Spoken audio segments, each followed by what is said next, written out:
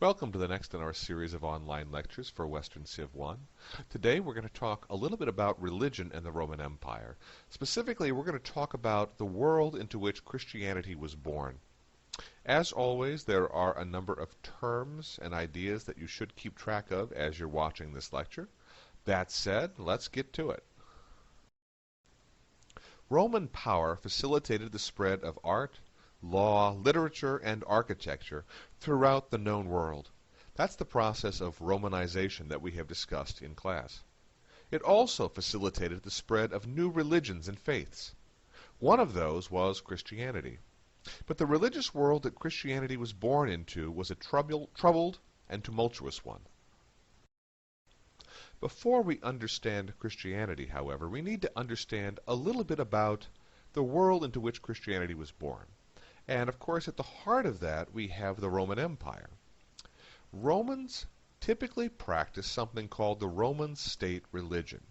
In other words, this was a religion that was run by the Roman government.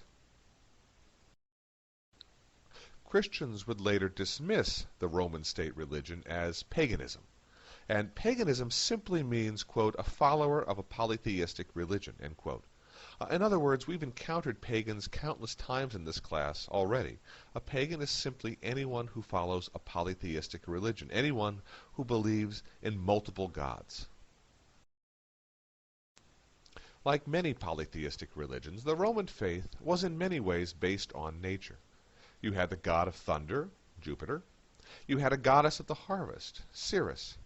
There was a goddess of the moon, Diana. In short, every element of the world was represented by a god or a goddess in one way or another.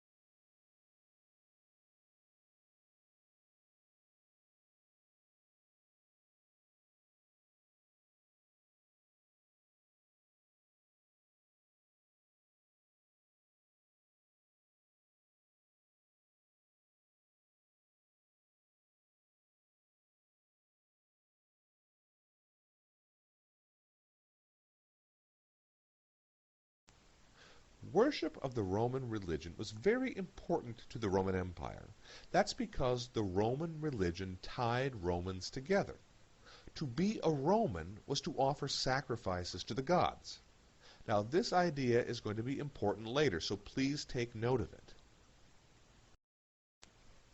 But that doesn't mean there weren't other faiths competing for attention in Rome.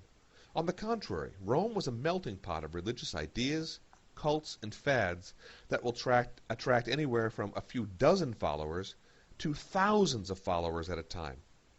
Many of these faiths were characterized as mystery religions because they offered secret rituals or secret teachings that were only available to believers. Your textbook disagrees with the term mystery religion because it seems to imply that all of these religions shared a common origin and common ideas.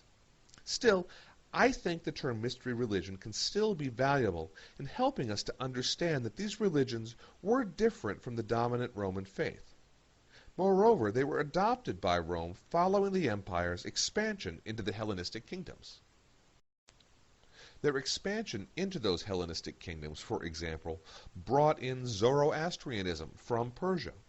It brought in the cult of Isis from Egypt.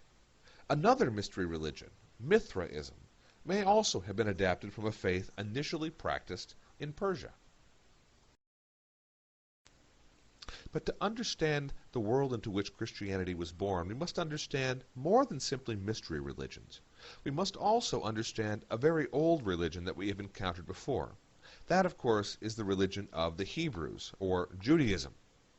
Christianity was born in Judea, amid great turmoil and tension. This region of the world is now known as Israel and Palestine. As I said, the first century CE or AD was a time of great unrest for the people of Judea. Really, the trouble began when Rome conquered Judea in the year of 63 BCE. The Jews resented Roman rule, and the region seemed to be forever on the verge of a rebellion. To make matters worse, sometime around 30 CE, some Jewish prophets began preaching a new doctrine known as apocalypticism. Apocalypticism argued that a Messiah would soon come to drive the Romans out of Judea and restore Jewish power. Now, as we've read in our textbook, apocalypticism was not an idea native to the Jews. Some historians argue that it was picked up when Jews came in contact with other faiths, such as Zoroastrianism, which did preach a similar idea. Again, this is that concept of syncretism we have encountered in class before. Among the Jews, two of the groups who truly followed the ideas of apocalypticism were the Zealots and the Essenes. Each took a very different approach, however. The Zealots were fighters. They believed the Messiah would come only after the Romans were finally driven from Jerusalem. In contrast, the Essenes believed that contact with Rome was bad for Jews. They instead moved into the desert to live a simple life away from civilization and to await the coming Messiah. So what have we learned about the world into which Christianity was born? Well, first of all, we have heard that this was a world dominated by the Roman state religion. This Roman state religion, which involved animal sacrifice and idol worship, was very important to Rome. To be Roman was to practice this religion. To deviate from that state religion was to challenge Rome and was to be seen as a threat to the stability of the Roman Empire. We've also encountered mystery religions, religions that were brought into the empire from the Hellenistic kingdoms.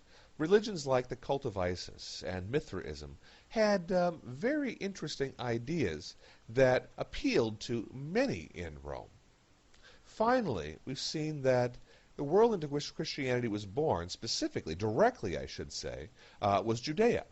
And that world was being torn by unrest and turmoil around the time Jesus was born and was beginning his ministry. It was a pretty tumultuous world, in other words, that was going to give birth to Christianity.